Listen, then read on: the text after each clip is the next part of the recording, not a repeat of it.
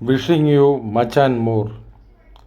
I want to talk about the interconnectedness between all living beings, with nature, between humans, with animals, and every living being and every sentient being, with because we are be getting separated for avoiding that separation or making a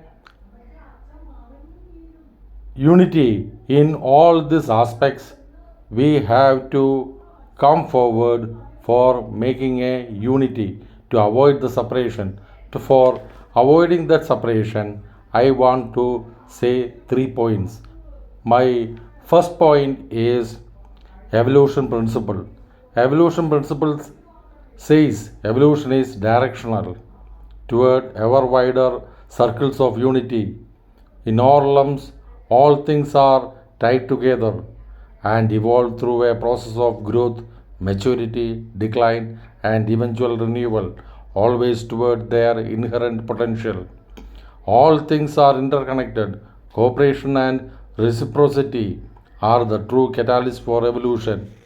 For everything, we have to avoid competition, and by avoiding competition, we get cooperation, and by cooperation, we can march forward for a better future. Thank you.